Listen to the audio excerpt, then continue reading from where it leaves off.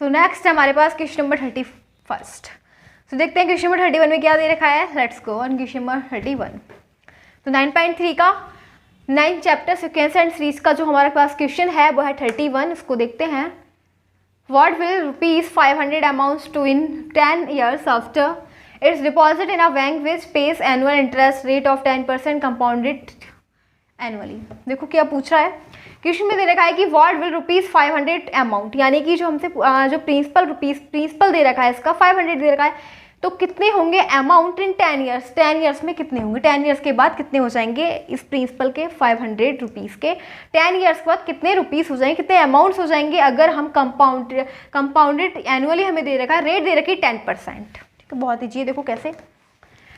हाँ, सिंपली हमें पहले प्रिंसिपल प्राइस कितने दे रखे हैं उसके, प्रिंसिपल जो दे रखा है वो कितना है 500। ठीक है, प्रिंसिपल क्या दे रखा है 500, रेट हमें दे रखी है 10%। अब आपको अमाउंट का फॉर्मूला पता होगा, अमाउंट इज इक्वल टू होता है P × 1 + R/100 की पावर T, ये होता है। ठीक है, तो हम क्या देखेंगे आफ्टर 1 आवर, हम देखेंगे आफ्टर 1 आवर, आफ्टर 1 ईयर, 1 साल के बाद कितने रुपीस हो जाएंगे। तो अमाउंट इज इक्वल टू क्या देखेंगे, प्रिंसिपल कितना है 500, 1 प्लस रेट क्या है 10/100 की पावर। अब देखो टाइम कितना है 1, तो टाइम हम यहाँ पे 1 यूज कर रहे हैं। ठीक है, तो क्या हो जाएगा 500, 1 से ये कैंसिल हो जाएगा और ये हो जाएगा 1.1। ठीक है, इसका एलसीएम ले लिए 10 + 1 11/10 1.1 हो गया। इसकी मल्टीप्लाई कर देंगे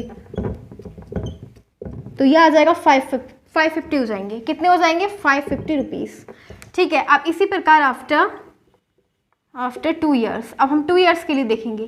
2 years में केवल डिफरेंस ना टाइम 2 ले लेंगे, तो amount is equal to 500 × 1 + R/100 की पावर 2।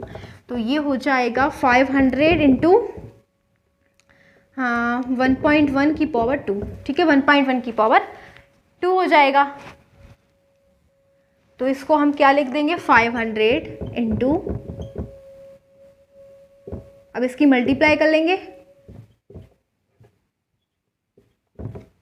तो ये आ जाएगा 605 आफ्टर 2 years। आफ्टर 2 years ये हो गया 605 रुपीज़। अब इसी प्रकार से हम आफ्टर 3 years निकालेंगे, आफ्टर 4 years एंड फिर लिखेंगे आफ्टर 10 years। ठीक है, इसी प्रकार से चलता रहेगा ये प्रोसेस और लिखेंगे आफ्टर 10 years।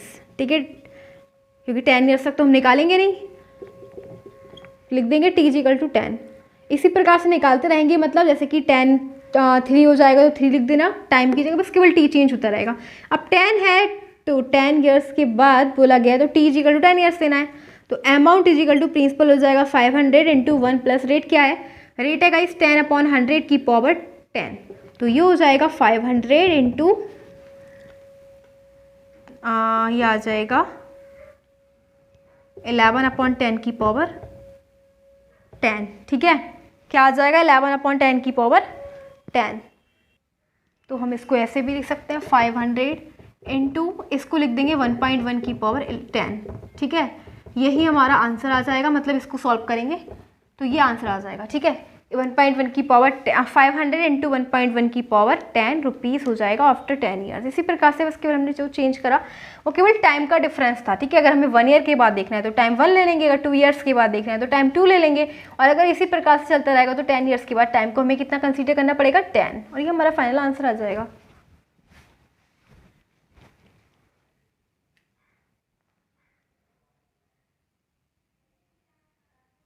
सो हमारे पास क्वेश्चन नंबर 32, एक्सरसाइज 9.3 का क्वेश्चन नंबर 32। सो देखते हैं क्वेश्चन में क्या दे रखा है।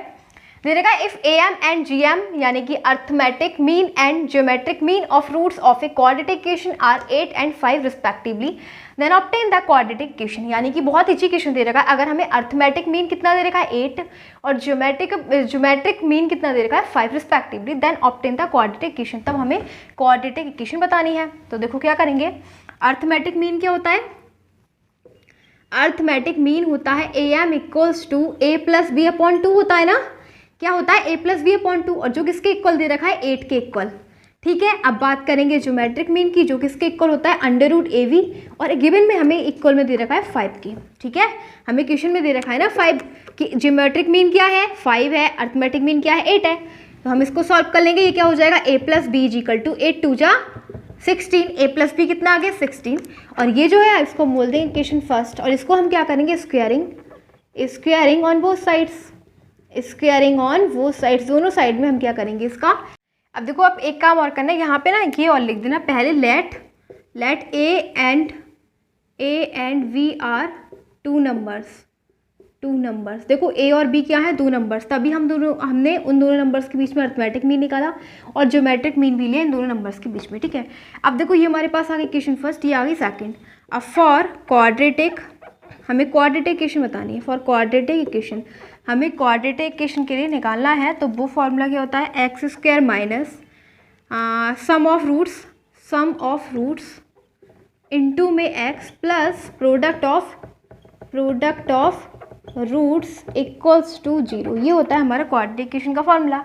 अभी हो जाएगा x square minus sum of roots कितना दे रखा है, तो सम ऑफ रूट्स हमें दे रखा है from equation first and second, sum of roots हमें दे रखा है 16 into x plus product of roots क्या दे रखा है 25 इक्वल्स टू 0, तो यही हो गया हमारा final answer of this question, ठीक है। यही था, बहुत एजुकेशन था, हमें बोला गया था 2 नंबर हमने कंसीडर कर लिए ए एंड बी, इन दोनों के बीच में अर्थमेटिक मीन ए प्लस बी अपॉन 2 होता है, तो हमने ए प्लस बी की वैल्यू निकाल दी, 2 मल्टीप्लाई में चला गया है। ज्योमेट्रिक मीन होता है अंडर रूट में ए बी, यानी 2 नंबर्स के बीच का, तो 2 नंबर्स ए और बी है, तो ये हमने ऐसे ले लिया, स्क्वायरिंग कर दिया, ए बी इक्वल टू 25 आ गया। ये हमें इक्वेशन जो है, ये फॉर्मूला या क्वाड्रेटिक इक्वेशन का, x square minus sum of roots into max plus product of roots into equal to 0, बस सम ऑफ रूट्स हमें दे रखे थे 16 और प्रोडक्ट ऑफ रूट्स हमें दे रखे थे 25। सो ये वाला जो क्वेश्चन है वो कंप्लीट हो चुका है, और ये वाला था क्वेश्चन नंबर 32।